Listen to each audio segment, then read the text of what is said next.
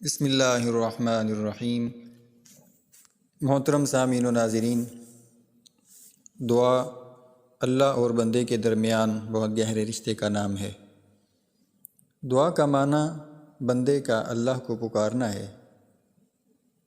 دعا مانگنے کے حوالہ سے بہت سی احادیث وارد ہوئی ہیں، جن میں اپنے خالق و مالک وحدہ لا شریک سے دعا مانگنے کی تلقین اور آداب دعا کا ذکر موجود ہے۔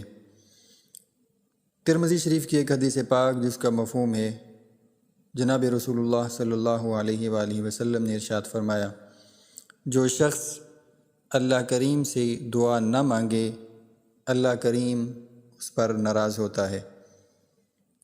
ترمذی شریف کی ایک اور حدیث پاک ہے جس کا مفہوم ہے، جناب رسول اللہ صلی اللہ علیہ وآلہ وسلم نے ارشاد فرمایا، اللہ کریم سے دعا مانگو قبولیت کے یقین کے ساتھ۔ محترم سامعین و ناظرین، لیکن چند ایک ایسی وجوہات ہیں جن کی وجہ سے بندے کی دعا کو قبول نہیں کیا جاتا۔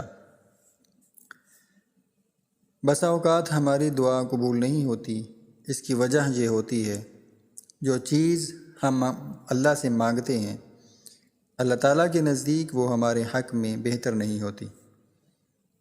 اس کی ایک وجہ یہ ہے کہ اس دعا کے عوض اللہ تعالیٰ ہم سے دنیا و آخرت کی کوئی بلا ٹال دیتا ہے۔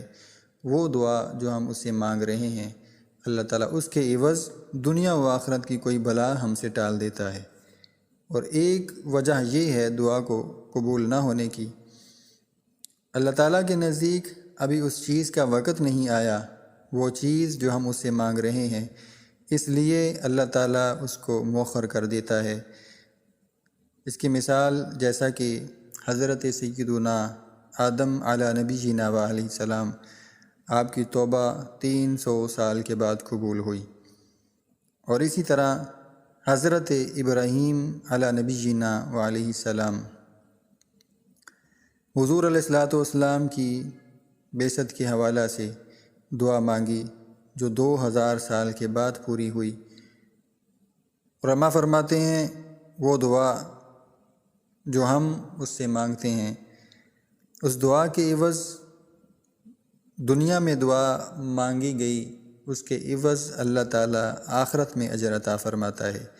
یہ چند ایک ایسی وجوہات ہیں جن کی وجہ سے اللہ تعالیٰ بندے کی دعا کو قبول نہیں فرماتا، اس میں اس کی حکمت ہوتی ہے، اور یہ امور اس وقت مرتب ہوتے ہیں جب بندہ مسلسل بغیر کسی گلے شکوے کے اپنے رب سے مانگتا رہے۔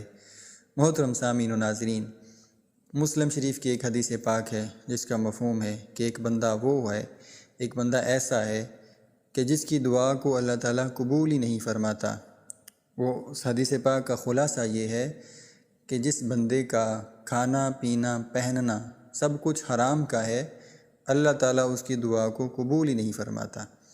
دعا ہے کہ اللہ تعالیٰ ہماری نیک دعاؤں کو، ہماری نیک تمناؤں کو اپنی بارگاہ میں قبول فرمائے، اور ہمیں رزق حرام اور لقمہ حرام سے اللہ تعالیٰ محفوظ رکھے۔